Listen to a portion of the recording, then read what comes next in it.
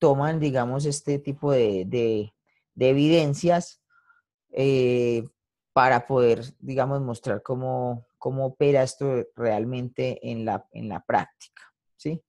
Entonces, voy a estar pasando estas foticos.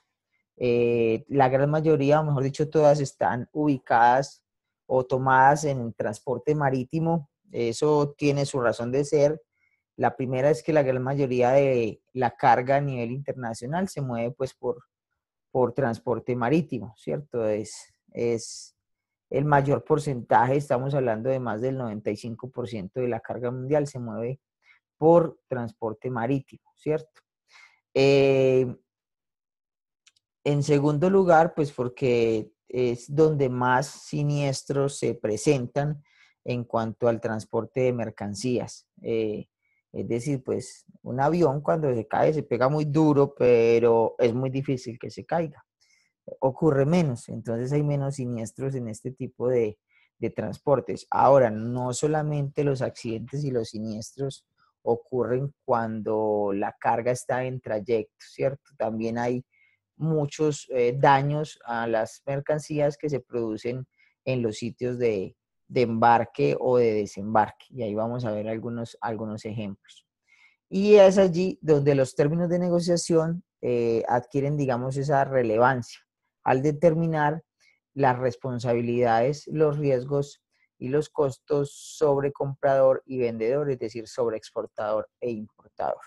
Entonces, en transporte marítimo, pues digamos que hay un gran riesgo eh, asociado pues como al tema de la naturaleza, al tema del clima y obviamente pues digamos que no es tan predecible en algunos casos, pues obviamente con toda la tecnología que tenemos es posible determinar, va a haber, no va a haber tormenta, pero no siempre con exactitud y qué tan grande puede ser. Entonces, igual en la navegabilidad, pues tendrán que hacer ruta estos barcos y enfrentarse a ese tipo de situaciones. Entonces, que esto vaya pasando.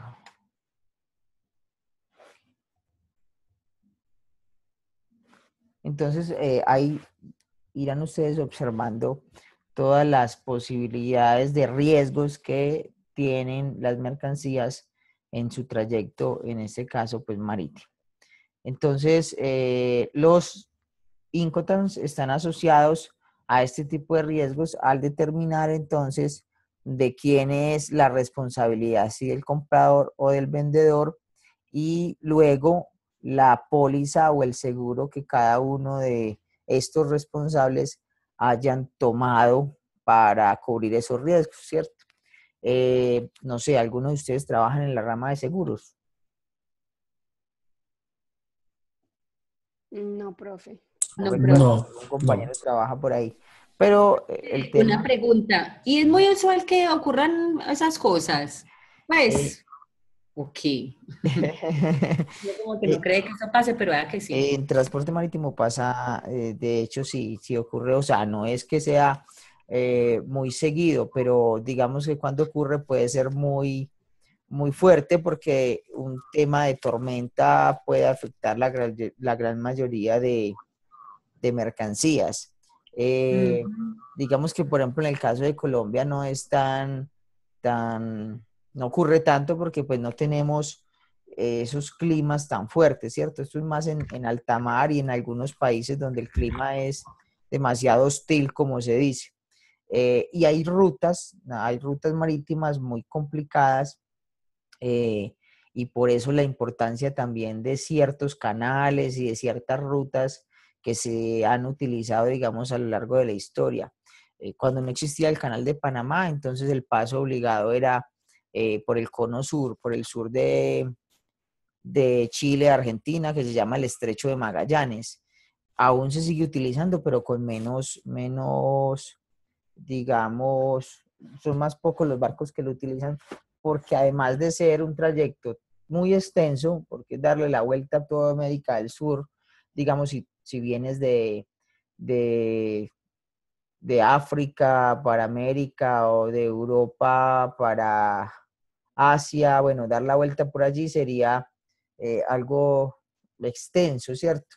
Además, hay un clima muy, o sea, hay mareas muy altas, entonces el oleaje en el sur es siempre bastante, siempre hay riesgo que pueda ocurrir algún accidente con las mercancías, entonces digamos que el canal de Panamá llega a evitar no solamente ese tema de trayectos, sino también el tema de riesgos al permitir el paso por el centro de América, ¿cierto? Sin arriesgarse por allá eso. Lo que más ha ocurrido en Colombia, por ejemplo, es el tema de encallamientos. Y un encallamiento, digamos que puede llegar a generar siniestros, es decir, puede llegar a generar pérdidas de mercancía, afectaciones porque pronto haya mercancía perecedera y que no esté, digamos, en contenedores refrigerados, en fin, que se pueda dañar esa mercancía. Los encallamientos que se dan en Colombia normalmente están asociados pues a nuestros puertos de tan poca profundidad. Sí, digamos, tenemos un puerto muy, muy bueno como el puerto de Barranquilla. Yo no sé si es en este grupo o en el otro, creo que alguien trabaja allá. Eh, entonces, el Barranquilla es un puerto multipropósito, es un puerto que nos permite mover cualquier tipo de mercancía porque no se han especializado, digamos, en contenedores, sino que ellos mueven carbón, carga a granel, contenedores, eh, carga general, bueno, de todo lo que están, digamos, preparados para operar cualquier tipo de mercancías. Pero es un puerto que está sobre el río Magdalena, que tiene muchos problemas de sedimento y los encallamientos que más ocurren en Colombia han ocurrido en Barranquilla. Los barcos entrando a Barranquilla, pues el río arrastra mucha arena, digamos como que al unir las dos fuerzas del mar y el río, empiezan a apilar mucha arena y los barcos llegan y se pegan en esos montículos, digamos, que se hacen de arena, entonces encalla. Y sacar un buque de ahí puede tardar bastante, digamos, estamos hablando de días, puede ser que tarde días. Y en segundo lugar, nos ha ocurrido que no tenemos los equipos necesarios para jalar o para arrastrar y para sacar de esos encallamientos ese tipo de buques. Inclusive ha tocado hasta, creo que fue en Costa Rica, contratar remolcadores lo suficientemente poderosos o fuerzudos para sacar esos barcos. Entonces, digamos que es una probabilidad que en Colombia se puede dar más fácil. No solamente en Barranquilla, también en Buenaventura, que a veces el tema de, de dragar el puerto no es suficiente, entonces se puede causar esto.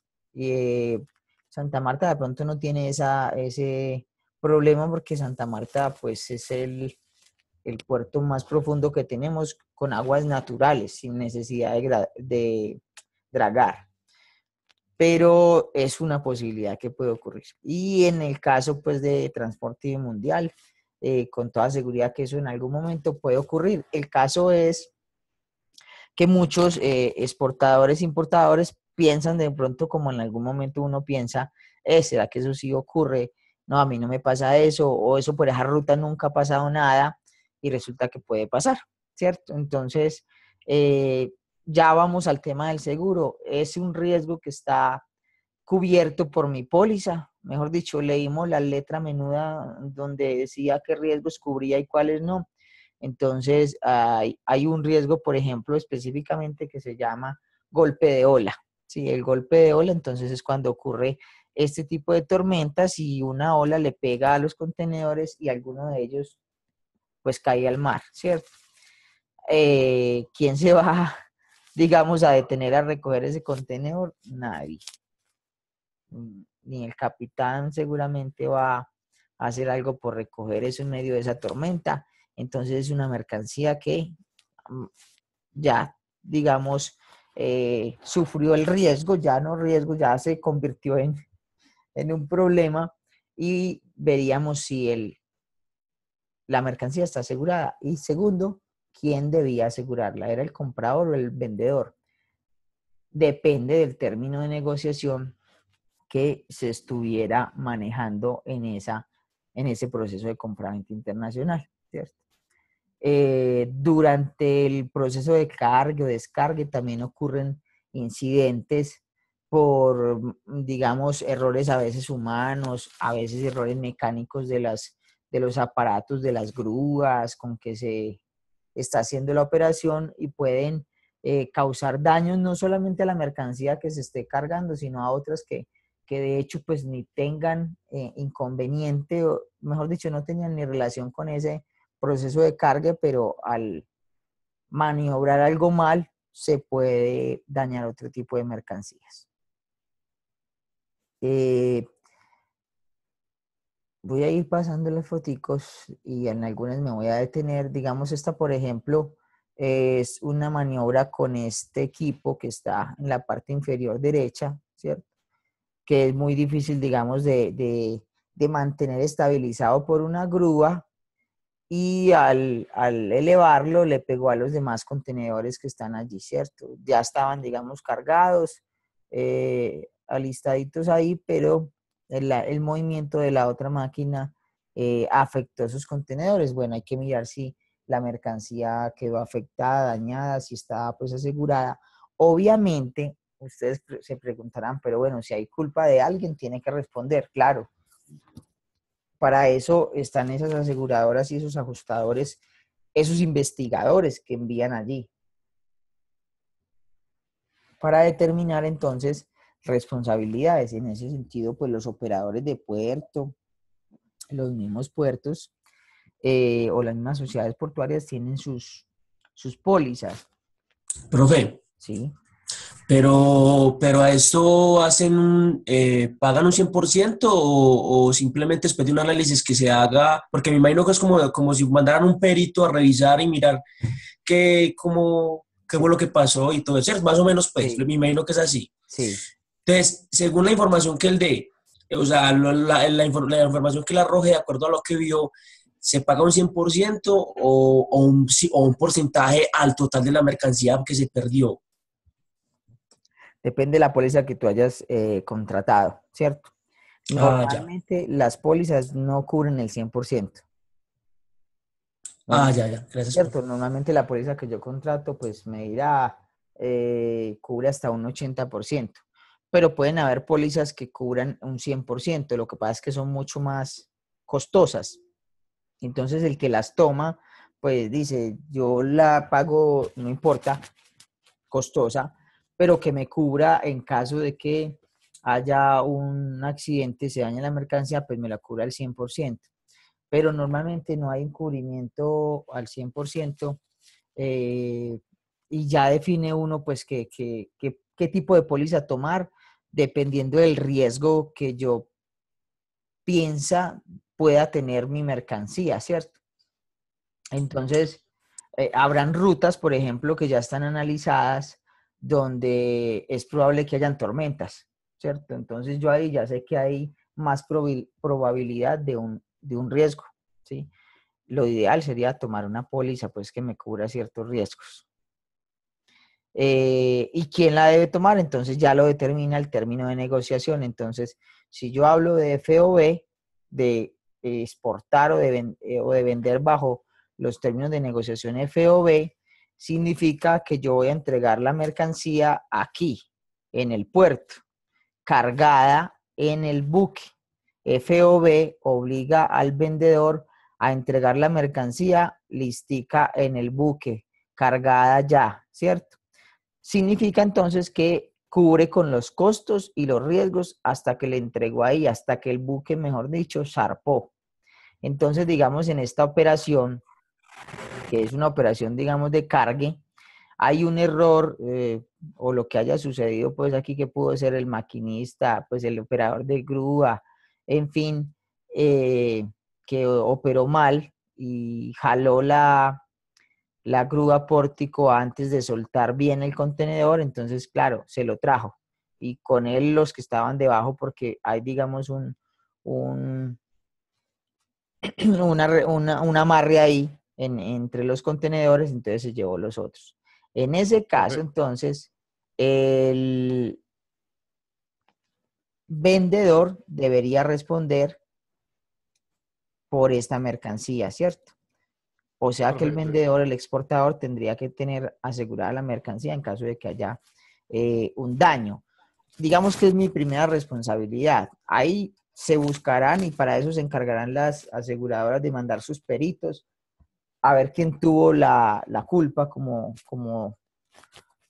en la operación. Y contra él irán pues como las demandas y irán todas las contravenciones, no sé. El caso es que la investigación arroja quién tiene la culpa, pero lo primero es que yo debería de todas maneras tener mi mercancía asegurada, porque si mi mercancía se dañó, entonces yo no tengo que irme a pelear con el puerto, no tengo que irme a pelear con el operador del puerto o con la naviera, los dueños del barco, sino que mi póliza va a responder, me van a responder por mi mercancía. Ya es mi aseguradora la que se va a encargar de, digamos, armar esa pelea contra los culpables, pues de acuerdo a lo que los peritos establezcan. Profe, una pregunta para aclarar. Cuando usted dice que entregan aquí en el puerto, es en el puerto de salida. De salida. Ah, bueno, o sea que FOB es entregada en el FOB. puerto de salida, pero montada en el barco. Correcto. FOB es montada en el barco y en el puerto de salida. Hasta ahí llega la responsabilidad del exportador. La mayoría de exportaciones en la práctica se venden bajo ese término de negociación, FOB. De hecho, digamos que los términos de negociación que más se utilizan están por ahí en el medio, ¿cierto? Los que llegan hasta cierto punto donde el exportador, pues, es más fácil cubrir ciertas responsabilidades. Por ejemplo, cuando yo lo entrego aquí en el puerto, digamos en Cartagena, montado en el buque, yo ya hice todo lo que es ese trámite de aduana. Ya presenté declaración de exportación, si había permisos los saqué, hice todo lo necesario desde el punto de vista legal para que la mercancía pueda salir de Colombia, pueda exportarse. En ese caso, pues es mucho más fácil para el exportador hacer todo ese tipo de trámites porque conoce su país, conoce sus normas, las instituciones, en fin, puede tener inconvenientes en algún momento, pero es mucho más difícil para un indio, digamos, que me va a comprar a mí. Si yo lo pongo a hacer todos esos trámites aquí en Colombia, o le va a salir eso muy costoso o se va a enredar porque él desconoce cómo opera Colombia en términos legales y aduaneros. Entonces es mucho más fácil que yo le venda un término de negociación donde le despache la mercancía de todo eso y ya él simplemente se encargue de pagar un transporte internacional, asegurar la mercancía de ahí en adelante, o sea, durante el trayecto internacional y yo me encargué ya de todo acá. ¿Por qué hago esta aclaración? Es porque hay otro término que es el S-Work y que todos los términos que existen se pueden negociar. El S-Work es cuando yo vendo la mercancía en mi propia bodega, en mi propia fábrica, en mi propio almacén, ¿cierto? Yo me encargo de empacar esa mercancía, marcarla, alistarla en mi bodega y ya, hasta ahí llega mi responsabilidad. Con lo cual el comprador, el importador, tendría que tomarla desde ahí hasta su país. Entonces le tocaría hacer todos esos trámites de los que estaba hablando ahorita, todo ese tema aduanero, logístico, al interior de un país que de pronto para él es desconocido porque pues es un extranjero. Sin embargo, pueden ocurrir negociaciones bajo este término porque sea un comprador que conoce, digamos, proveedores aquí o que tiene algunas filiales o empresas amigas que pueden apoyar esa parte de procesos logísticos y aduaneros en el país de origen de la mercancía. ¿Por qué se compraría Edward? Porque al final eso tiene que ver con el precio. Entonces, claro, no es el mismo precio que yo ofrezco como exportador en Esword al que ofrezco en FOB. Entonces, si estoy hablando por decir cualquier cosa, yo ofrezco en Esword a $10, pero en FOB a 15 o a $20. porque yo ya tengo que sumarle ciertos gastos y riesgos que estoy asumiendo para llevar mi mercancía hasta ese punto.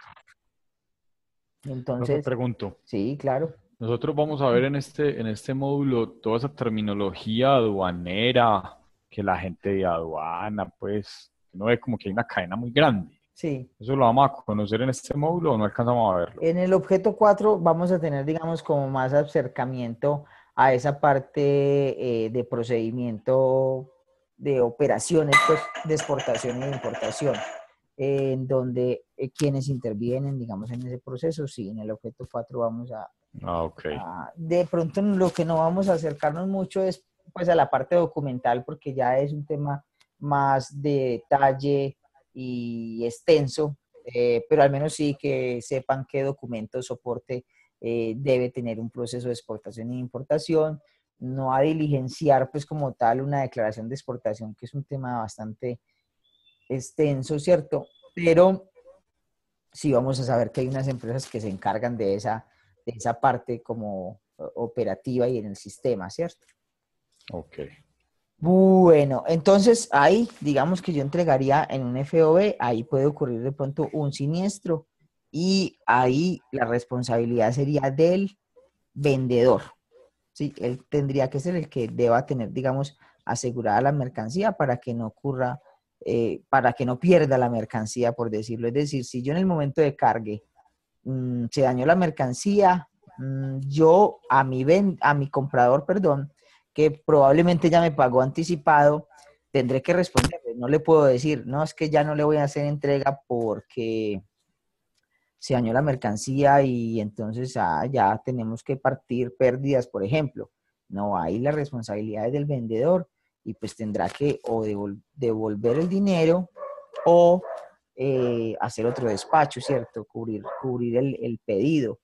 Y eso tiene que ver entonces con la parte de el convenio de Viena que rige, digamos, como esas partes, esa parte contractual entre comprador y vendedor, ¿cierto?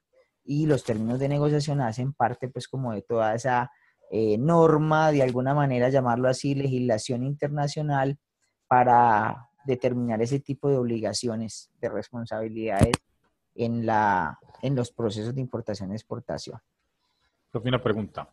¿Existen países que no respeten ese tal convenio de Viena o no estén Sí, en la unidad, la Organización sí, Mundial del Comercio? sí, de hecho, pues el convenio como tal es realmente un tema donde los países voluntariamente deciden hacer parte de él, ¿cierto? Entonces, normalmente este tipo de convenios, quien esté dentro de la Organización Mundial de Comercio, firma este tipo de convenios. Lo que sean convenios con la Organización Mundial de Aduanas, con la Cámara de Comercio Internacional y con la Organización de Naciones Unidas, pues normalmente los países van a ser signatarios o van a ser parte de esos convenios.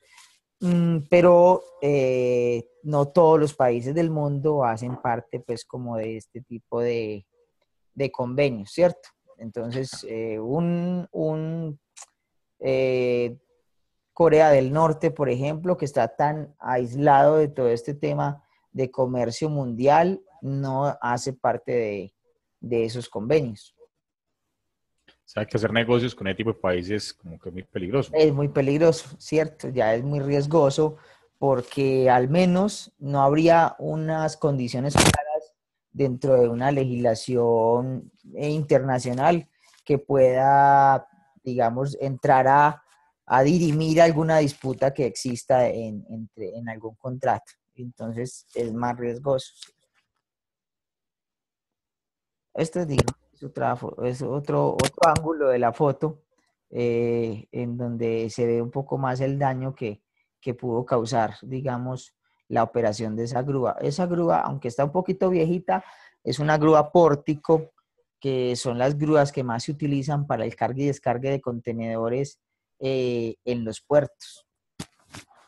Digamos que por su eficiencia y demás son las mejores. Esta, digamos, aquí vemos también para ver un poquito los tipos de contenedores. Este contenedor se llama Open Top, es un contenedor que no tiene la parte superior, no tiene la parte de arriba y se utiliza para mercancía extradimensionada que de pronto se sale de las medidas que normalmente tiene un contenedor y simplemente lo que tiene es una lona para tapar la mercancía que vaya ahí, pero es una mercancía que por sus dimensiones sale del contenedor. Entonces, en este caso, la operación fue que lo dejaron caer de la grúa. Entonces, al golpear pues el piso, ahí uno no sabe qué daños pudo haber causado, si alcanzó a proteger la máquina o el tipo pues de mercancía que llevaba. El caso es que hay un siniestro ahí, hay un daño. Sí, aquí lo están recogiendo. Y esto es esto miren que no es ni siquiera durante la navegación, no está, digamos, en trayecto, simplemente puede ser en el momento de cargar o descargar. Entonces, en cualquier momento se pueden dar ese tipo de accidentes.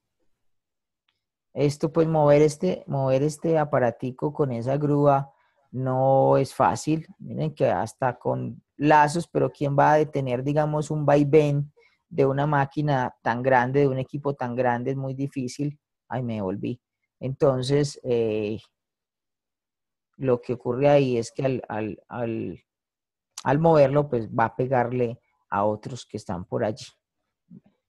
En ese caso, pues ahí hay daños que los temas climáticos también, digamos, en este caso, es simplemente un volcamiento causado por el clima tan agreste que pueda tener de pronto un puerto. Pues a Dios gracias, nosotros en nuestro país no tendremos esos climas tan agrestes, ¿cierto? Un superclima maravilloso, pero países nórdicos como Rusia tienen climas demasiado fuertes en donde pueden llegar a ocurrir este tipo de siniestros.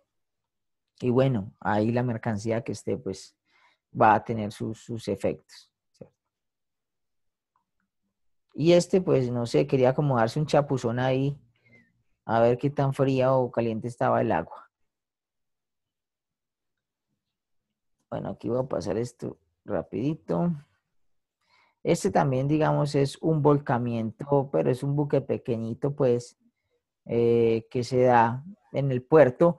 Pues este tipo de volcamientos se pueden dar por mal cargue o al contrario, mal descargue. El tema de cargar y descargar contenedores no es como tan fácil como uno lo pueda ver, ¿cierto? Hay un tema, digamos, científico, porque tiene que ver con física y hay unos planeadores de barco o ya pues eso se hace mucho a través de sistemas para saber qué mercancía hay que cargar en el centro, cuál mercancía hay que cargar sobre cubierta, cuál bajo cubierta, dónde cargamos primero, de dónde descargamos para que el buque no vaya probablemente a voltearse.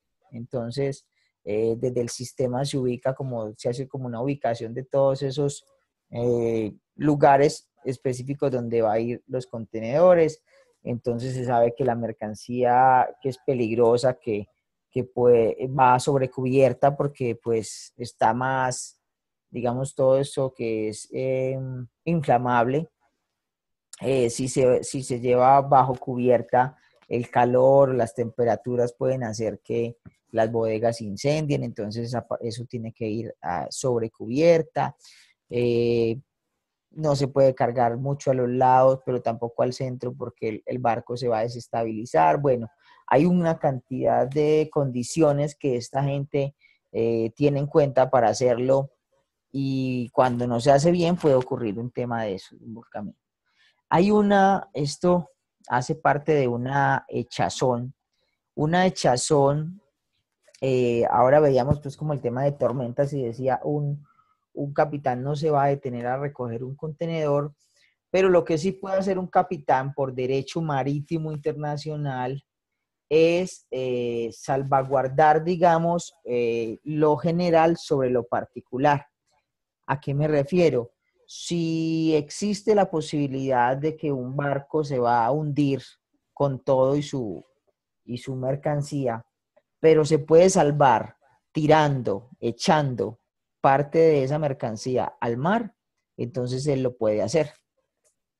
Entonces, existe un tema que se llama avería general o gruesa que respalda, digamos, ese tipo de riesgos, en donde obviamente, pues por salvar a la gran mayoría, fue necesario perder unos pocos, eso se llama echazón, tuvimos que echar al mar tantos contenedores para que se salvara lo demás. Entonces, obviamente hay una póliza entonces para cubrir ese tipo de riesgos y se supone que los que se salvaron, pues las pólizas y los seguros de los que se salvaron, pues ayudarán a que los que se perdieron recuperen, digamos, o no pierdan pues su mercancía, porque por, por la pérdida de uno nos salvamos nosotros. Entonces, uno debe tener o debería tener contratada esa póliza, ¿cierto? O la póliza que uno contrata debería tener más bien cubierto ese tipo de riesgos en caso de que pase. Obviamente, pues dependiendo de dónde exista ese tipo de siniestros, habrá posibilidad de recuperar o no la mercancía. Esta se da dentro del muelle, digamos que ni siquiera es cargando o descargando el buque, es simplemente tomando un contenedor de patio para ya salir del puerto. Puede ser un error humano por el operador de la grúa de patio o por el conductor, ahí no sabría. El caso es que, digamos, el camión arrancó antes de que la grúa soltara del todo el contenedor. Y obviamente, pues, la fuerza se llevó tanto la grúa, el daño que hay sobre el camión, sobre las otras mercancías o los otros contenedores.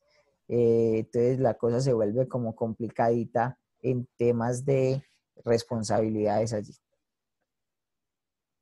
Esta es otra situación en la que se le zafa o se zafa el contenedor de la grúa en el momento de ponerlo sobre el camión y bueno, ahí sí se fue dando como durito, ¿sí? Obviamente por temas de seguridad, ¿cierto? Ustedes no alcanzan a ver el conductor aquí, no mentiras. Por temas de seguridad en carga y descarga, los conductores no pueden estar dentro de los vehículos, ¿cierto? Es un tema de normas de seguridad.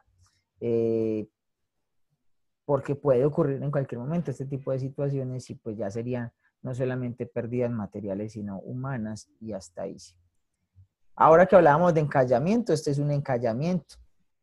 Los encallamientos se pueden dar por problemas en las máquinas, pues en el mismo buque, que se quedó sin combustible o que se quedó sin máquina y pues se lo lleva el mar a su antojo por temas de mareas altas, mareas bajas, entonces baja la marea y se queda el buque encallado. Creo que menos por errores humanos, pues porque se haya un desvío en la ruta y desconozca pues el tema de por dónde debía navegar y quede encallado. Inclusive por eso cuando los buques llegan a los puertos o a los canales, se utiliza el tema de pilotos prácticos. Digamos, cuando un buque va a pasar por el canal de Panamá, hay un piloto práctico que lo toma en el Atlántico o al revés en el Pacífico, depende de la dirección que lleve, y lo pasa por el canal. El buque nunca pierde su capitán, o sea, el capitán siempre está al mando, pero el que lo pilotea y lo pasa por el canal es un piloto práctico. ¿Quién es un piloto práctico? Una persona que conoce muy bien el canal, conoce pues como sus canales navegables, donde se puede encallar y donde no, a qué velocidad puede ir por temas pues de vientos que se presentan. Y lo mismo en los puertos, quien digamos en Barranquilla un piloto práctico toma el buque antes de entrar al río y lo navega durante el río un piloto práctico porque conoce bien el río. Entonces, digamos que es una reglamentación también a nivel marítimo que debe respetarse. Es decir, por ejemplo, si un capitán no quiere soltarle el mando a un piloto práctico en el canal de Panamá, entonces simplemente no pasa el canal de Panamá hasta que no le permita a un piloto práctico navegar. Son temas pues como de seguridad que pueden evitar este tipo de encallamientos porque conocen un poquito más por dónde están navegando. Aquí como un efecto dominó en contenedores ya cargados, de pronto un mal cargue, se puso de pronto la mercancía o los contenedores más pesados en la parte de arriba, o algún movimiento brusco de alguna grúa, pues le pegó alguno de los contenedores y se volcó sobre los otros, o de pronto apilaron más de lo que debían apilar, bueno, puede pasar. Esta, digamos que es menos probable, pero menos probable, casi que no probable, pero cuando se carga mucho o erradamente los buques, más en las puntas, más en la proa y en la popa que en el centro, es posible que se pueda partir el barco. Por el mismo golpe del mar, de las olas, por debajo del casco, pueden agrietar y si hay un mal cargue, puede pasar eso. Este es otro encallamiento que digamos está menos difícil de solucionar que el de ahorita porque pues todavía al menos tiene agüita ahí. Pero hay que ver qué tan afectado pues está el casco y demás para poder sacar un buque de esos. Temas de clima otra vez, hay climas demasiado fuertes que incluso no permiten que se descargue o cargue la mercancía. Puede llegar un buque con la mercancía y por el tema del clima no se pueden operar los aparatos y no se puede operar, entonces ahí se quedó la mercancía en ese tiempo estancada. Hay unos temas ahí no solamente de riesgos de pérdida de la mercancía, sino de costos por las responsabilidades en la entrega de la mercancía, mi cliente tal vez esperando o yo esperando porque era una importación. Bueno, aquí hay también un volcamiento de un buque en puerto, un efecto dominó, pero ya no de contenedores, sino de grúas, que es todavía peor, porque son más grandes, sobre el muelle, como todas están apiladitas en hilera, en una línea, entonces una que se vaya se puede llevar las otras.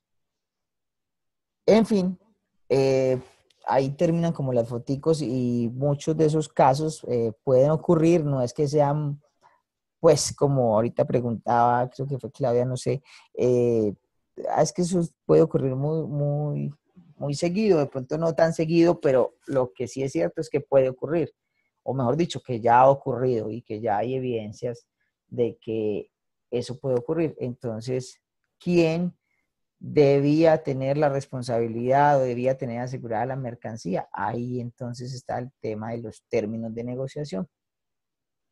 Entonces, ahí les dejo para que estudien un poquito más los términos. Si alguien ha leído, tiene alguna inquietud, entonces abramos como el espacio para preguntas, inquietudes que tengan de estos temas. De aranceles, de Incotrans.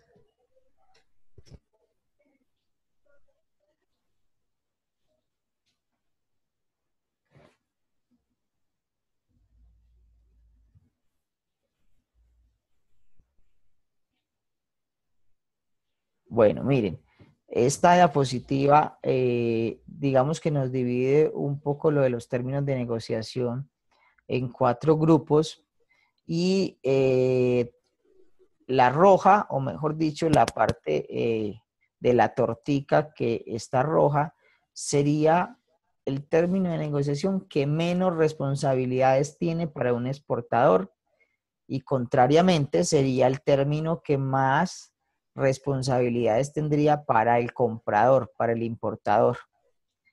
Y al otro extremo está los negritos, los que están en esta en esta parte de la torta, que son los del D, son los términos de negociación que más responsabilidades tienen para el vendedor, para el exportador, y menos responsabilidades tienen para el comprador.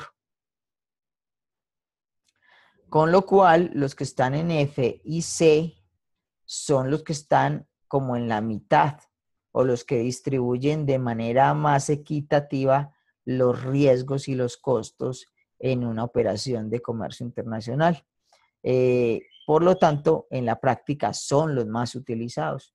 Es decir, yo voy a ver más negociaciones o facturas de exportación, importación, pues de compra-venta internacional con términos FOB, FCA, CIF, CIP, mucho más son los que se utilizan, los términos F y C, porque distribuyen mejor los riesgos. De manera general, los F son los que entregan la mercancía en origen, en el puerto o aeropuerto. Y los C son los que entregan la mercancía en el puerto o aeropuerto de destino. O sea que si yo vendo CIF a Estados Unidos, debo entregar la mercancía en el puerto en Miami. O sea que yo debí pagar todos los costos y asumir los riesgos hasta que la mercancía llega al puerto de Miami, ¿sí? Y no incluye el descargue de la mercancía si vendo CIF. Es decir, yo sí pago flete internacional, pago el seguro, pagué todos los gastos aquí de exportación, los gastos aduaneros, los gastos en el puerto en Cartagena antes de embarcar la mercancía, todo hasta allá, ¿sí? Entonces, digamos que esos C y F distribuyen mucho mejor esas responsabilidades, están como a la mitad y es donde esto se trata también de negociación. Entonces, comprador y vendedor se van a ofrecer, bueno, ¿qué término de negociación me ofreces? Ah, bueno, CIF, o vender un FOB o no sé, ¿cierto? Es de ponerse también de acuerdo. Profe, ¿qué diferencia hay entre FOB y FCA? FOB y FCA, la única diferencia que hay digamos, en lo que estableció la Cámara de Comercio Internacional con estos términos, es que el FOB se utiliza solo en transporte marítimo y FCA es para todo tipo de transporte, incluyendo el marítimo. Es decir, FOB no se debería utilizar en aéreo. Ok. Sin embargo, hay que reconocer que uno en la práctica, FOB ha sido el término de negociación que en la práctica comercial y por costumbre comercial más se utiliza. Entonces vos puedes ver un despacho Río Negro FOB en la práctica. Yo lo he visto en empresas que despachan exportaciones aéreas y dice FOB. Digamos que eso está cambiando un poquito más y ya están siendo un poquito más conscientes de que FOB no es FCA, porque es el que se utiliza para transporte aéreo. Y FCA entrega la mercancía en la bodega, pero no lo carga. FOB sí lo carga en el barco. Entonces serían esas dos diferencias. En FCA yo lo entrego despachado de aduana en la bodega de Copa, de Tampa, de cualquiera de estas aerolíneas que son de carga también, y hasta ahí llega, digamos, mi responsabilidad. El trayecto internacional, el transporte internacional lo paga el comprador. Normalmente, entonces, como le paga un transporte internacional a la aerolínea, ella misma lo carga, o sea, está incluido dentro de ese flete que me va a cobrar o que le va a cobrar al comprador, y lo va a tener entonces que cargar. Y hay otra situación que la Cámara de Comercio estableció en la última actualización, que fue 2010, empezó a regir en 2011, y es que el FOB no se utiliza, se utiliza solo en transporte marítimo y para carga no contenerizada. Eso en la práctica no se está aplicando porque es que es muy difícil cambiarle a uno el chip de que FOB sería solo para carga suelta, carga granel, y contenedores no, pues es que contenedores es lo que más se mueve. Entonces, normalmente uno va a ver que FOB y la mercancía va contenerizada, va contenerizada. Gracias, profe. En los del C hay unas diferencias también. Digamos, el CIF tiene lo mismo que el FOB, es decir, solo marítimo. El CIP sería el aéreo. Estos dos, CIF y CIP, son los dos únicos términos que obligan al vendedor a contratar un seguro, que obligan, ¿cierto? Una cosa son los riesgos que yo sé que tengo y que debo cubrir, otra cosa es que tenga obligación de contratar.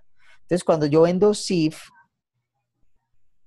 voy a entregar la mercancía en el puerto, en Miami, pero además de pagar el flete, también tengo que asegurarla.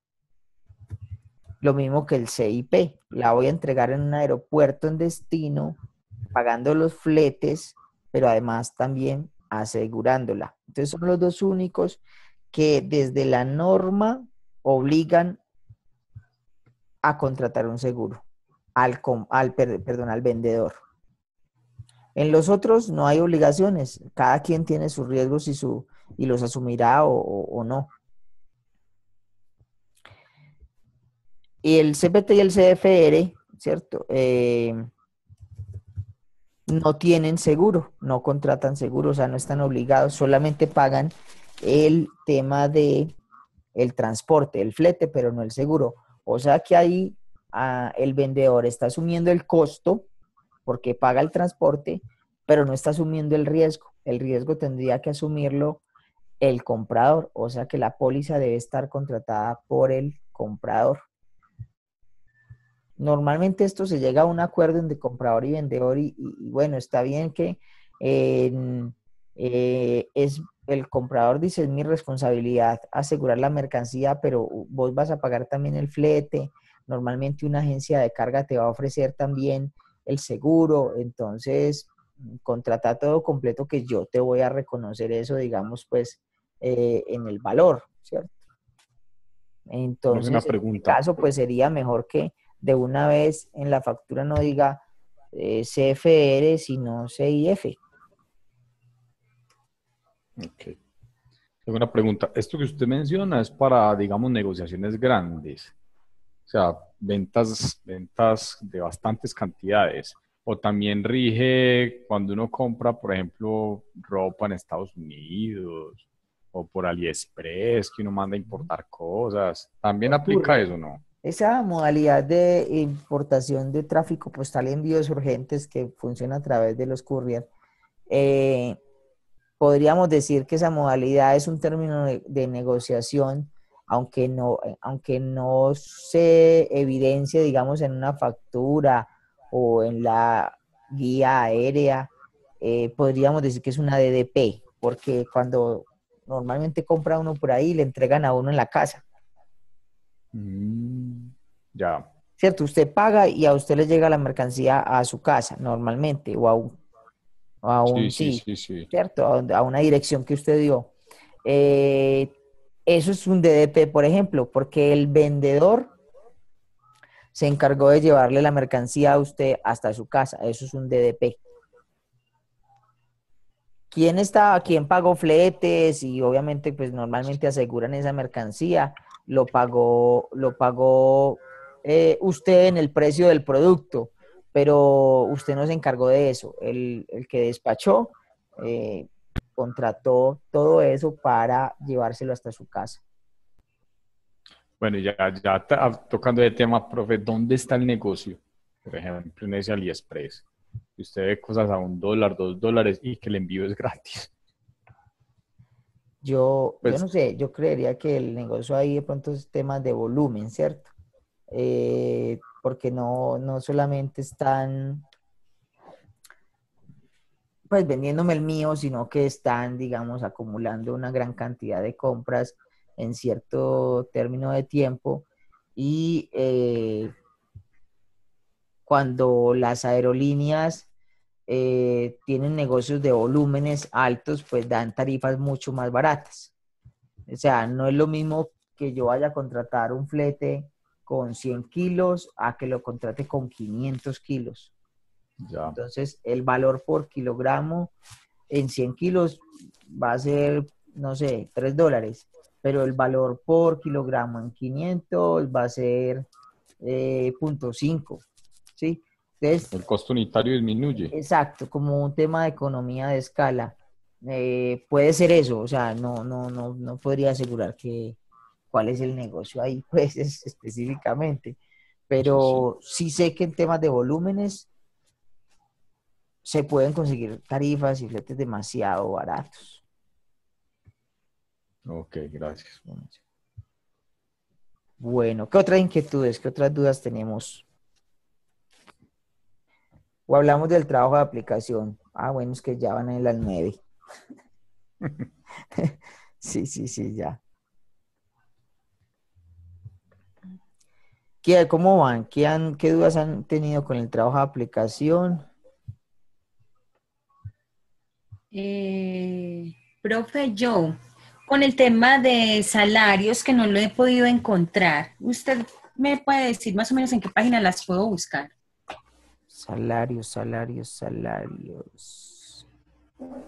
Ah, sí. Salarios puede estar en la página de la CIA Ajá. y también en la página de Banco Mundial, cuando se habla de todos los Ah, indicadores.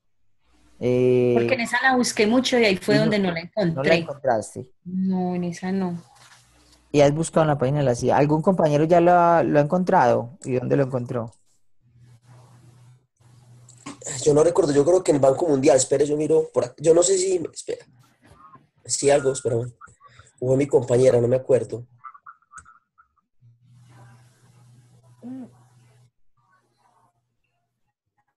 Profe, y otra cosa, lo del índice de Gini no lo encontré, o sea, el Líbano no lo presenta. Entonces, ¿ahí qué hacemos? Ah, ok. El país no no tiene ese índice. Sí, no tiene ese índice el país. Mm. No, obviamente no nos vamos a inventar lo que no está medido pues por alguna entidad externa. Entonces ahí simplemente trabajen con el nivel de pobreza que sí puede estar en la página de la CIA. Es decir, cuánto porcentaje de la población está por debajo de la línea de pobreza. Ujú. Esa parte sí. Y Listo, me profe. ponen la notica de que no Ah, claro, encontraron ya la puse. Ujú. para que yo lo asocie rápidamente. Listo, profe, muchas gracias.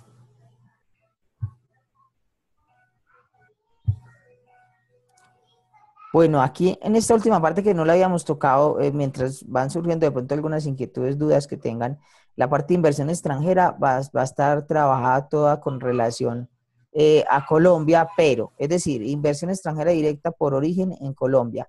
¿Cuáles países o qué países son los que más invierten en Colombia? Trabajemos con los 5 principales países que invierten o que tienen inversiones directa en Colombia. Pero ahí también vamos a mirar estos 2 países que estamos trabajando si tienen alguna inversión en Colombia. Okay. Van a encontrar información de esto en la página de ProColombia y en la página de Banco República también algunos reportes. Y bueno, hay alguna otra información también que han sacado de informes de portafolio, pero digamos que informes más actualizados pues son los de la página de ProColombia sobre el tema de inversión que está por países. Entonces, los 5 principales, digamos, como para analizar cuáles son los países que más invierten en Colombia, en términos de porcentaje y todo, cuánto están invirtiendo. y los países estos que estamos trabajando, si tienen alguna inversión en Colombia. Profe, o sea que la inversión extranjera, al hablar, estos 3 puntos están más asociados hacia Colombia. A Colombia, sí, correcto. Ok. Los incentivos a la inversión, pues están en primero que todo la norma sobre inversión extranjera que da como incentivos. Para eso, aquí, este decreto, miren este decreto, el 119 es del Ministerio de Hacienda, del 26 de enero de 2017. Es, digamos, como la actualización al marco normativo de inversiones. Allí van a encontrar en algunos apartes como que incentivos, además que incentiva a los inversionistas, pues como para, desde la legislación, para invertir en Colombia. Y en ProExport también van a encontrar entonces algunos incentivos o algunos análisis ya como de qué incentiva a los inversionistas o cómo atraemos la inversión extranjera a Colombia. Ok. Profe, permiso. Sí, dale. Profe. ¿Quién era que necesitaba el salario? ¿La compañera? ¿Quién es? Ay, sí, Claudia Nao, dígame. Bueno, yo los encontré en Datos Macro. La página es buena porque tiene mucha información que la relaciona uno con el Banco Mundial. O sea, Ajá. usted mira las dos partes y puede constar de que hay buena información. Entonces, si quiere te lo envío al chat ahí, el link. Ah, por favor. Te va a llegar desde el país Malta, pero ya sabes que no es si no lo buscas el país que necesitas. Listo. Listo, mil gracias, muy Será con amable. mucho gusto. Claudia. Listo. Muchas gracias. Claudia. Listo, Claudia, con Listo, gusto. gracias. Bueno, Muchas gracias, Adolfo. con gusto, profe. Bueno, de eso se trata también, que de pronto aquí se puedan colaborar, así no sean del equipo. Claro. Bueno, es que a mí me escriben al WhatsApp y yo con mucho gusto de que haya hecho algo de una. ¿Cuál Yo es tu colaboro. nombre?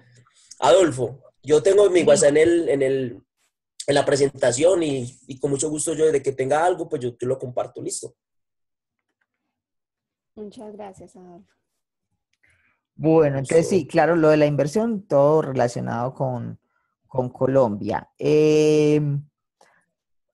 Recuerden que vamos a hacer, después de la entrega, digamos, del documento, vamos a hacer una presentación, van a grabar un video presentando el trabajo, ¿cierto? ¿Qué sugiero yo? Que hagan una presentación en donde abarquen cada uno como de los entornos que estuvimos, ¿cierto? Que mencionen y que hablen un poquito de cada uno de los entornos que estuvimos investigando. Y obviamente en la parte introductoria del video, hacer mucho énfasis en lo que es la problemática, es decir, el objetivo 7, lo que ustedes encontraron a nivel mundial y a nivel Colombia, porque de ahí nace la propuesta de esa problemática que ustedes visualizaron cuando investigaron a nivel mundial y Colombia esta problemática. Entonces, de ahí nació su propuesta, que si bien estamos enfocando esa propuesta a exportación, es decir, a llevarla a otros países, es una propuesta que soluciona la problemática muy posiblemente en cualquier país, incluyendo Colombia, ¿cierto? O sea, podría aplicarse aquí también. Hicimos pues como el trabajo para hacer el tema de inteligencia en otros países destino, pero digamos que la idea y lo innovador de la idea, ¿cierto? Nació de lo que identificaron ustedes como problemática a nivel mundial y Colombia, ¿cierto? Traten de hacer mucho énfasis también en esa presentación, digamos, en lo innovador como de la propuesta, para que se diferencie de pronto de otros que ya existen y que pueden ser similares, ¿cierto? Profe, una pregunta sobre la presentación. ¿Eso tiene que tener la voz de los 3 integrantes o no es necesario? No, no es necesario, no es necesario. Bueno, ¿Sí? listo. Eso sí, cuando haga la presentación, pues debe presentar los compañeros del grupo. ¿Sí? Listo. Y no es necesario pues no es necesario que se vea alguien. Si se ve en apartes, mejor, ¿cierto? Si no, no hay problema. lo graban pues mostrando la presentación, si es posible que en algún momento se pueda ver uno o los compañeros, o al menos en la parte introductoria, pues mejor. La otra pregunta, profe, ¿la presentación es para cuándo? ¿Cuándo debe subirse con el trabajo? No, la presentación tiene una semana más. O sea, estamos hablando de el domingo 19. Es el día del parcial, ¿cierto? Hablemos Del final, hablemos del antes final. del parcial más bien, hablemos del viernes, más tardar el sábado 18, sí. Listo. Sí, el 18 y el 19 es el final. ¿Y eso qué porcentaje de calificación tiene sobre el trabajo, profesor? No, espérenme un segundo, yo estoy hablando de la entrega. No, espérenme un segundo, yo estoy hablando de la entrega. No, perdón, el video es hasta el 12. Porque la entrega del trabajo es el 5, este domingo. Ok. El video tienen hasta el 12. Ok. 10 minutos máximo el video. Profe, lo que preguntó el compañero, ¿qué porcentaje de calificación tiene el video? ¿Por qué? ¿Por qué estaba preguntando eso? No, profe, ya pura sabiendo que curiosidad y ya. la calificación suya del trabajo fue muy expedita, muy detallada. Necesita saber. No hay un porcentaje, digamos, como definido del video. Sí hace parte de la nota, pero no puedo decir que hay un 15 o un 20% en este momento, pero sí hace parte de la nota. O sea, sí se va a tener en cuenta como uno de los ítems a tener en cuenta en la calificación. Profe, se puede hacer a partir de la ficha, de lo de Excel. A partir de ahí. Pues se puede ser mostrando, pues hablando y mostrando la ficha o no.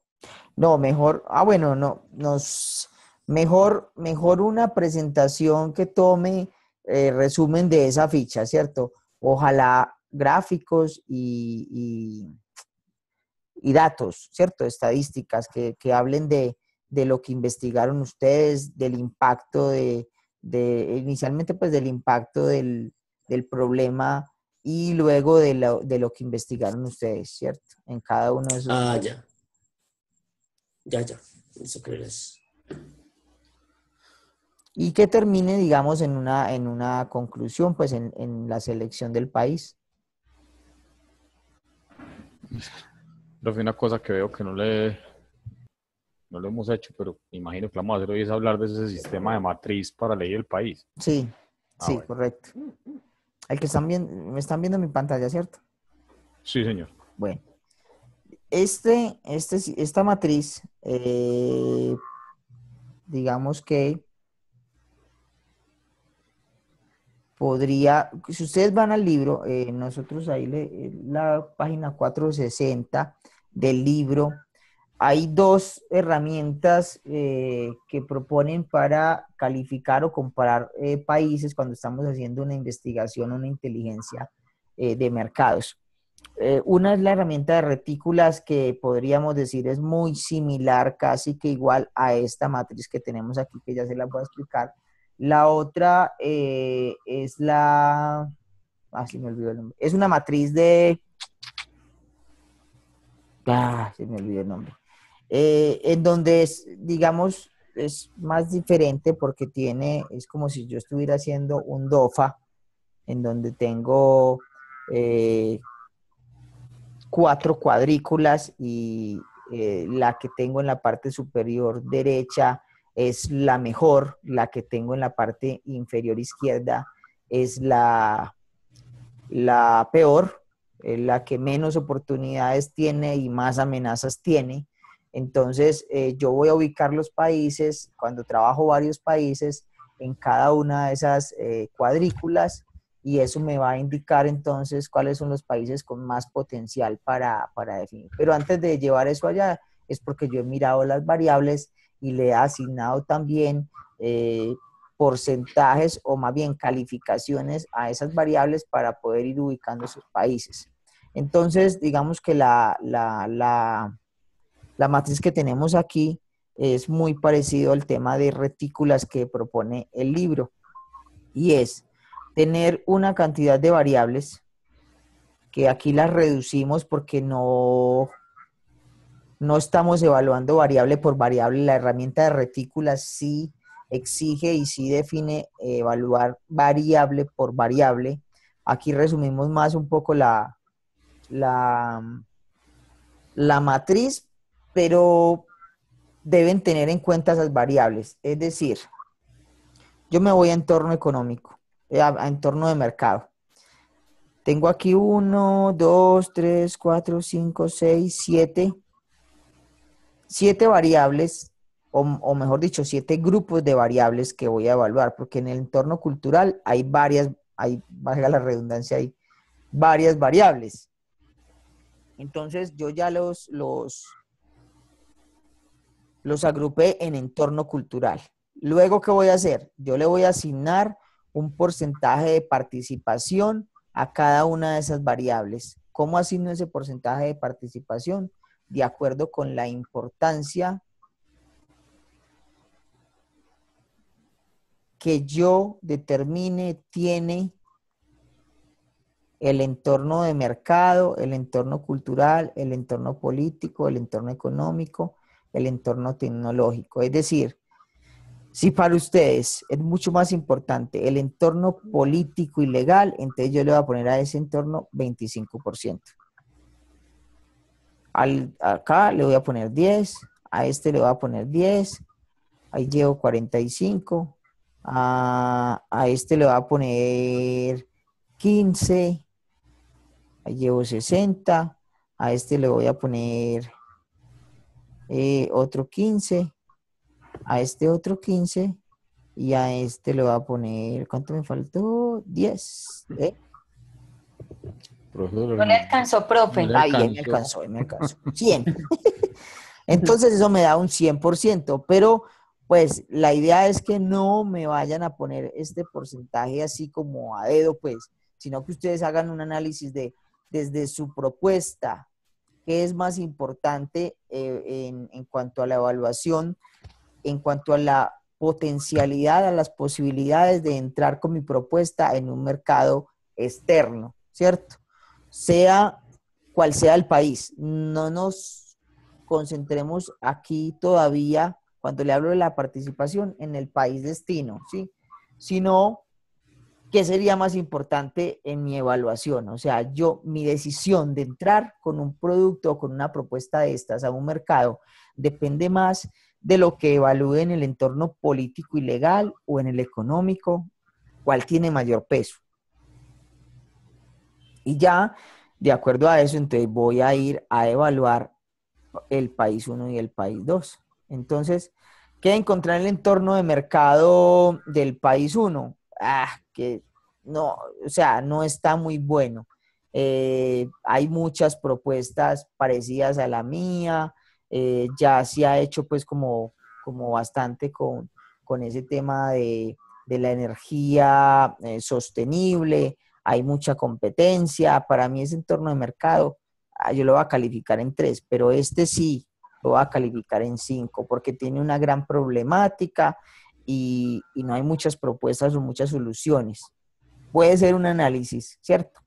No digo que sea el correcto. Ustedes tendrán su propio análisis, en eso no se preocupen, dejen volar toda su capacidad en cuanto a esa parte de análisis, pero más o menos lo que queremos es que desde el impacto que ustedes crean genera esa variable para su decisión. Entonces, lo mismo en el entorno cultural, en cada uno de esos países, de acuerdo a lo que encontraron que es todo el trabajo que han hecho. Entonces, encontraron por allá no sé, en el entorno económico que el país A, uno de los países que ustedes tienen, pues tiene bajos índices de ingreso per cápita, una alta población muy pobre. Yo no sé, puede que para ustedes eso sea bueno o malo, porque ustedes pueden decir, es que eso es malo porque no hay quien nos compre. O pueden decir, eso es bueno porque mi propuesta va dirigida es a los gobiernos. Y si hay gente pobre con necesidades, pues habrá una solución que tenga que dar el gobierno a eso. Pero eso podrá ir amarrado a el entorno político y legal, ese gobierno qué, cómo se comporta, que ya ustedes tienen pues como toda esa información, ¿cierto? Ese es más o menos el análisis que queremos que hagan ahí para asignar ya la valoración de 1 a 5 en cada uno de esos países. Al final entonces, uno de esos países les va a arrojar una puntuación mayor, ¿cierto? Ese análisis entonces lo van a ir también poniendo aquí, es decir, no solamente, o sea, yo por qué le puse 3 a este y 5 a este. Ok, el criterio de selección. Sí. Entonces, yo lo que encontré en el entorno de mercado del país 1 es que esto y esto, y por eso pues tiene una nota más baja. Profe, yo hago una pregunta transmitiendo esto, pensando en la realidad. No tenemos la experiencia en el comercio internacional. ¿Existen instituciones que ya hayan desarrollado todos los estudios y le hagan análisis aún, le den una recomendación? Digamos que hay entidades privadas que se dedican al tema de inteligencia de mercados, ¿cierto? Y que cobran mucha plata pues por ese tipo de investigaciones. Como entidades, como instituciones, digamos, gubernamentales, la que se acerca más a ello es ProColombia. ProColombia ha hecho ya análisis o inteligencia de mercados en muchos países, para muchos productos. Entonces uno, navegando en la página de ProColombia, ya puede encontrar ciertas análisis o ciertas herramientas de algunos mercados. Digamos que no con todas estas variables, con algunas de pronto de la parte comercial, económica, de pronto en el entorno político, no tanto en el cultural, que sí tienen algunos estudios, ¿cierto? Yo alguna vez hice el ensayis con ProColombia, con la oficina de Madrid, porque estábamos haciendo una propuesta para una empresa que quería entrar con un producto de pronto a España, y resulta que al comunicarme con la oficina de Madrid, ellos ya tenían una investigación de mercados de ese sector y me la dieron. O sea, las que tienen, muchas de ellas son públicas, pues las regalan, porque digamos es el papel de ProColombia, facilitar la inserción de los productos colombianos en mercados extranjeros. Entonces ellos ya han identificado ciertas oportunidades y comparten esa información, no toda, porque también vi que había alguna que tenía pues costo. Ya. Ya el resto son firmas, digamos, firmas privadas que le pueden hacer a uno toda esa inteligencia de mercados. Digamos que uno puede hacer una inteligencia de mercados general como la que estamos haciendo, con ciertas variables donde puede uno encontrar información muy, digamos, actualizada y de fuentes creíbles, ¿cierto? Fuentes serias. Pero obviamente hay ya una parte que faltaría y es ya como ese trabajo de campo que en la realidad hay ocasiones donde es necesario. Puede que haya situaciones donde no es necesario hacer el trabajo de campo, es decir, un desplazamiento hasta ese mercado para mirar de cerca ciertas cosas.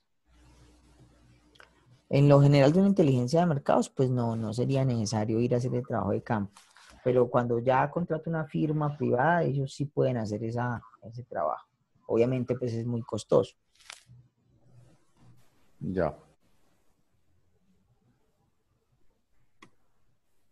Pero te voy a decir la verdad, yo he hecho inteligencia de mercados sin ir. Es decir, utilizando este tipo de herramientas, utilizando ProColombia, utilizando algunas bases de datos que sí son privadas, pues, y que hay que pagar, y que tenemos acceso, digamos, a esa base de datos de importadores, exportadores, de posibles clientes en el exterior que no son públicas y que de pronto hay que pagar por ellas, pero yo lo he hecho para exportación. Con pequeñas empresas, tengo dos casos. Hay una que ya está exportando a Estados Unidos, y surgió de eso, de una inteligencia de mercados que hicimos, porque querían exportar. Es una empresa que produce pijamas para damas, le va muy bien aquí, pero alguna vez en una feria les ofrecieron algo y les picó como la idea de poder exportar y bueno, los acompañamos ahí y ya están exportando a Estados Unidos. Ok. Porque es que yo veo que pues todos esos valores están muy supeditados a la interpretación del investigador. Y Sí, cuando uno o tiene sea, experiencia, pues es más fácil equivocarse. es probable, exacto, exacto, eso es verdad. Sí, hay temas de interpretación y bueno, aquí nos faltan unos datos mucho más comerciales, es decir, más es de estadísticas de importación y exportación de ese producto. Ah, bueno, ahí hay una parte que la vez pasada habíamos quedado como con la tareita de mirar algo. Y esa es una parte de comercio exterior. Es que, ¿cuál fue? Si yo quiero ver específicamente el producto, ¿cierto? Cómo se ha comportado en importaciones y exportaciones en el país de destino, con la subpartida arancelaria yo lo tengo que hacer. Entonces, mucha de la inteligencia comercial ya como tal de comercio exterior que yo hago, por ejemplo, la hago con la subpartida arancelaria. Es necesario tener esa subpartida arancelaria para poder ver ciertos datos muy específicos, como por ejemplo lo que les decía, cuáles son los posibles clientes, quiénes han comprado, qué empresas compran en ese país, el producto. Entonces, ya eso es con una base de datos, pero digamos si es con el solo país, yo en esta página de Trademap, que ya la habíamos mirado, yo puedo ahí mirar estadísticas muy específicas del producto, ¿cierto? Cuando yo me registro, cuando yo estoy registrado, allí me dan más información. Digamos, yo lo que quiero ver son importaciones de un producto en específico, de un producto que algo cercano a lo que ustedes tienen, 85.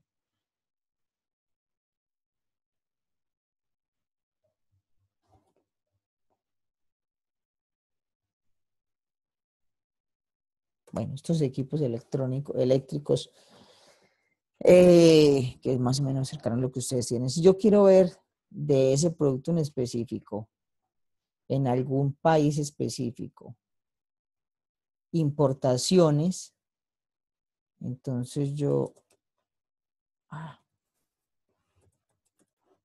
escojo el país, escojo la subpartida del producto, mire que está a 6 dígitos, que como les había mencionado, la clasificación arancelaria es igual en todo el mundo a 6 dígitos. Entonces ya después tienen unos desdoblamientos donde estos grupos de productos, pues, ya dependiendo del tipo específico de equipo electrónico o eléctrico en este caso, eh, equipos de control de tráfico, eso es como para medir temas de climas, de la lluvia y no sé qué. Bueno, ¿cuánto importa Alemania de ese equipo y de dónde le importa?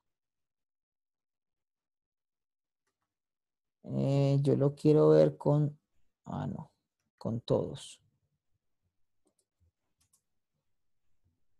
Con todo. Anda. Listo. Uy, me saco este berreando. Me va a tocar volver a importar. Perdón, es que me sacó. Me voy a loguear porque si no, no me da la información.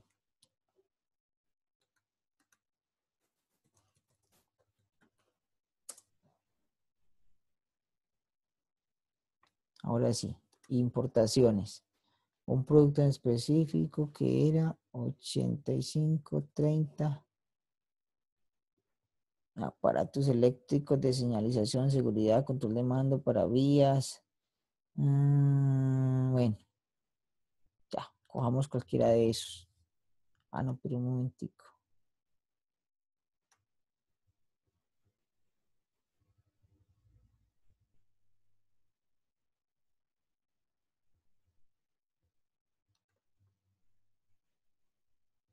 Entonces, bueno, el país. Esto está en español. Entonces aquí me muestra pues como unos gráficos. Eso significa las importaciones que Alemania hace de ese tipo de productos, de esos equipos. Y estos son los proveedores, ¿cierto? Pero aquí cuando le doy indicadores, ya me muestra mucho más específico las importaciones que ese país hace en ese producto específico. Eso ya me da a mí una idea de qué tan consumidor es de ese producto en específico. ¿Y quiénes son mi competencia? Los países que son proveedores de ese producto. En este caso, entonces, Austria es el principal proveedor, luego sigue Suiza, Italia, Reino Unido, mejor dicho, toda la comunidad europea, excepto India que está por aquí, ¿cierto? Entonces, digamos que, por ejemplo, aquí hay algo bien particular para analizar y es que es un país de la Unión Europea donde sus principales proveedores son de la Unión Europea, pero por ahí está metido uno que no hace parte de esa unión, pero es un alto competidor en ese tipo de productos. Bueno. Así, si yo clasifico cada producto, ahí le puedo hacer muchos análisis específicos. Ya otras bases de datos ya más privadas que tienen costo, no solamente me dicen cantidades, sino que también me dicen empresas. Entonces, yo quiero llegar a un país específico con un producto colombiano, puedo mirar entonces qué empresas importan o han comprado en nuestro país, digamos, ese tipo de productos o en otros países. Y ya me hacen un análisis del crecimiento, que también es importante ver, pues, la evolución, el comportamiento que han tenido las importaciones en ese país de este producto en específico, porque ya lo filtré por un producto en específico. Ya si lo quiero ver específicamente con un socio, entonces aquí le voy a escoger el país específico. Bueno, y ahí podré, lo mismo pasa con la página de la OMC, que también, si yo me sé la subpartida y me logueo también, me deja ver mucha información estadística que me ayuda más a analizar ese tipo de mercados, más específicamente en el producto, no tanto como mercado en general, sino como producto. ¿Sí? Y en caso de ser necesario, pues hacer un trabajo de campo, ya estamos hablando pues de un tema en la práctica o en la realidad.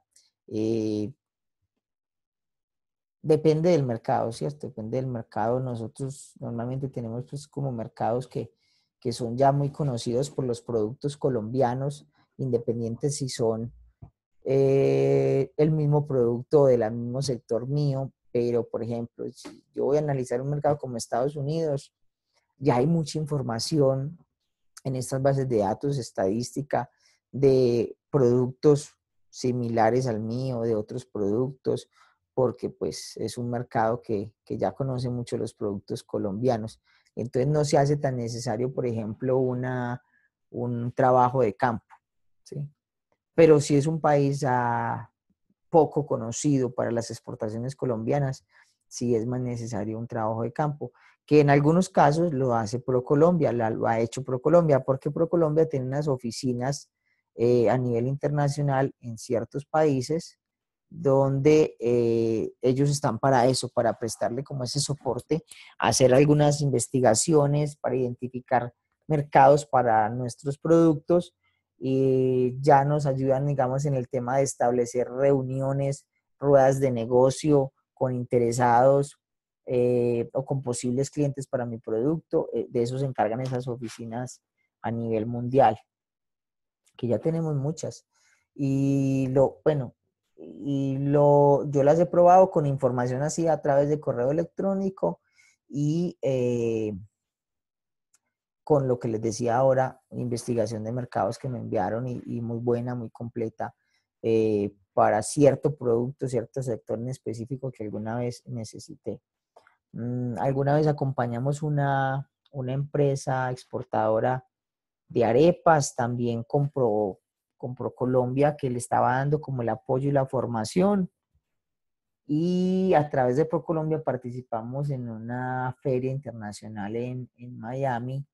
Eh, digamos que ahí hubo pues inconvenientes con el tema de la empresa, eh, un señor con unas ideas muy cerradas, no era tan viejo, pero sí con unas ideas muy a la antigua, y que yo hago las cosas así, no sé qué, y eso no fue a ningún lado. De hecho, Prodesport, que en ese momento llamaba Prodesport, nos dijeron, yo les dije, ya lo conocían más o menos porque había estado en procesos con ellos y siempre se salían, no los terminaba y nos permitieron hacer un proceso y no, finalmente él no continuó, entonces eh, es de paciencia también, si quieren hacer las cosas de verdad, pues hay que poner de parte de las empresas también. Digamos que hay unas ayudas o ciertas posibilidades con ProColombia interesantes. No son pues la panacea, pues, pero sí hay buen apoyo ahí.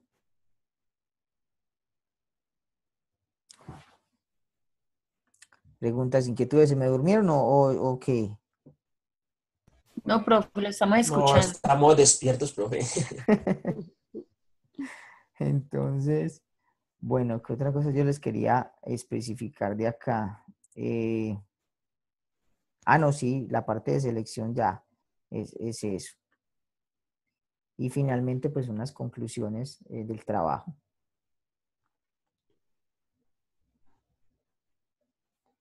De todas maneras, bueno que le den la miradita aquí a lo del libro, a las otras herramientas que plantea ahí. De todas maneras, ustedes van a utilizar pues como para calificar esta. Pero igual, pues como con criterio, ¿cierto? La idea es que tengan como ese criterio de análisis. Sí, es igual uno desde que va haciendo el trabajo, desde que lo estaba haciendo yo no va mirando las diferencias. Sí, exacto, ya Por usted ejemplo, va haciendo. en el caso de los dos países, no es algo tan sencillo como eso. En el caso de los países que estamos trabajando, uno habla inglés y el otro tiene su propio idioma nativo. Entonces, pues para uno, pues obviamente el habla universal es inglés. Entonces ya Sí, sabe uno pues que es una gran, pues es una ventaja que tiene sobre el otro. Pues uno con exacto, base a eso se va haciendo más o menos a una idea. correcto, correcto.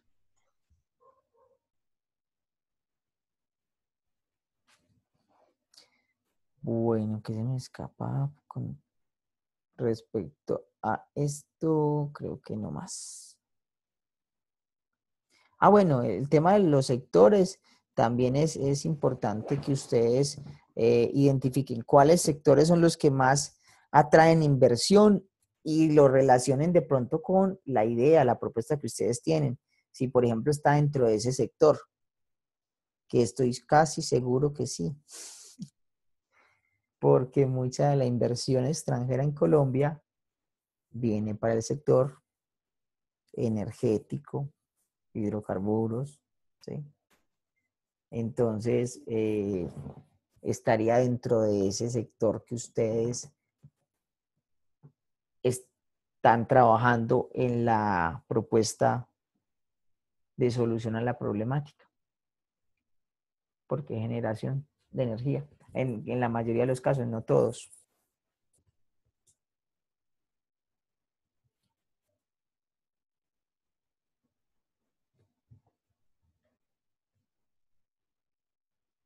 Bueno, dudas, inquietudes.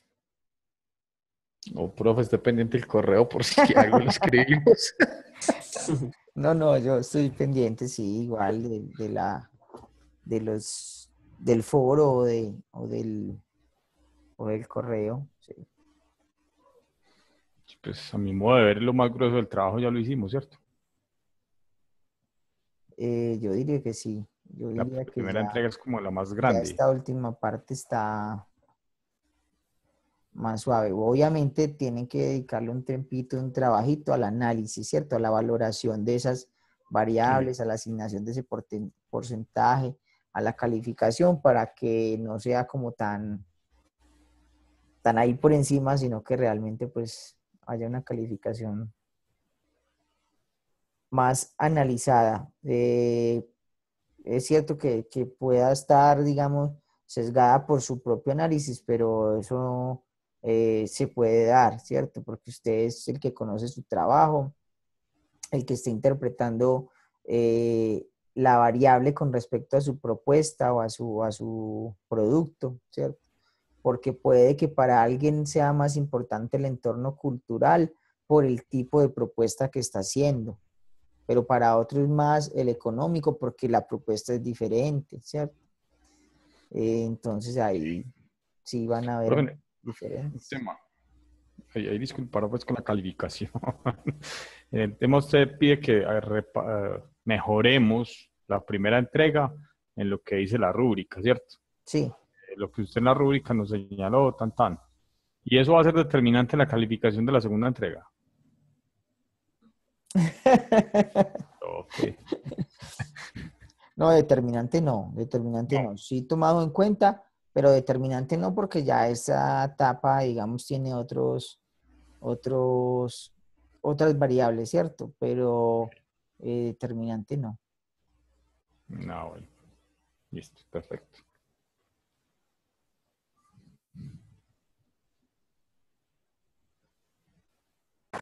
Profe, Sí, profe, lo que pasa es que ahorita cuando usted está explicando lo del cuadro de Excel, pues yo no alcancé a escuchar bien. Entonces, acláreme una duda. Entonces, las calificaciones las vamos a hacer nosotros de forma según nuestro criterio. No es que realmente haya una fórmula como tal que diga los porcentajes. Porque no, ahorita vi que alcancé a ver cuando usted decía, por ejemplo, en la participación, que decía que a uno le colocaba el 10, otro 25, dependiendo lo que, lo que la persona vio a través del trabajo, de lo que iba haciendo. correcto, sí. No hay una fórmula, o sea, hay unas herramientas para comparar países, ¿cierto? Pero siempre habrá una dependencia del análisis del que está realizando el trabajo. Entonces, en cuanto a estos porcentajes o cómo le asignamos, será su análisis. Si yo le asigno 10 al entorno de mercado, usted de todas maneras me está diciendo en los análisis y en la argumentación, digamos, por qué es más importante para usted el entorno de mercado que el entorno cultural. ¿Porque afecta más su decisión o porque influye más en su decisión de entrar o no a un mercado, el entorno de mercado que el entorno cultural? Entonces no hay Okay. una fórmula así para asignar esos porcentajes. De todas maneras, para la parte de análisis como de interpretación de eso, sí es bueno que lean lo que hay en el libro, porque cuando hacen el ejemplo de las matrices que allá están utilizando, pues hablan un poquito de eso, de cómo analizar esas variables o cómo determinar dónde pongo yo un mayor puntaje o un mayor porcentaje. Ok, profe. Y ese cuadrito lo podemos copiar así tal cual y pegarlo en el trabajo, ¿cierto? Sí, sí, No hay problema. sí, sí, claro. Ok, gracias. Con gusto, Gina. Gina, alcancé a escuchar allá como el mar. ¿Estás en la playa o qué? No, profe, está lloviendo. No, no crea que uno anda en la playa todo el tiempo. No, no, yo pregunto nomás. No, no. No sé, chicos, chicas, ¿tienen alguna otra inquietud? No, profe, ya mucho sueño. Bueno, y yo creo que la inquietud se van a dar a la medida que vamos desarrollando y si Bueno. escribimos. Sí, más bien. De todas maneras, muchachos, propongo una cosa. Yo creo que aquí hay muchos juiciosos. Hagamos un grupito de WhatsApp ya enseguidita para que nos ayudemos, ¿les parece? Listo, de una. Sí, está bien, de una. Pero entonces, venga, pues pongámonos los celulares aquí en un momentico y, Hágale. y si quiere yo lo voy creando. Listo, de Hágale. una, Gilio. Que nos Hágale. escribimos, pero que después no nos vaya a cerrar la sesión. No, no, yo no la cierro, hágale. Empiecen a escribir público, pues muchachos, yo los voy guardando aquí a todos y lo creamos ya para que nos vamos haciendo preguntas. Sí, profe, y esté pendiente de todas maneras, ¿no? Que le estamos escribiendo en el transcurso de los días. Sí, claro, no. En la medida de lo... Yo igual pues normalmente estoy revisando al mediodía y por las tardes, por las noches. En la mañana sí me queda más difícil, pero siempre al mediodía y en la noche sí reviso. Inclusive ahorita me voy a poner porque no he terminado de calificarles el debate, pero estuvieron muy, muy juiciosos, de verdad. Participaron mucho, que Estuvo muy bueno el debate. estuvieron muy Sí. participativos, excelente. Esta vez no utilicé Wikipedia, profe. Me tiró muy duro la vez pasada. Que fue más arreglado que... En serio, no.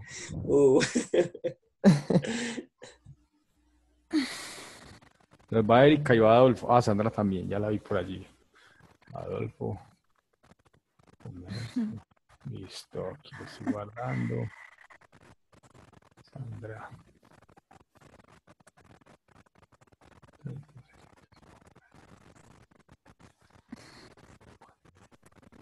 Ve, cuando tienen ese más, ¿qué es de dónde o qué? Ese más... Ay, María. Gina Padilla, también de Colombia. Gina, ¿Ese es cuéntame. dónde?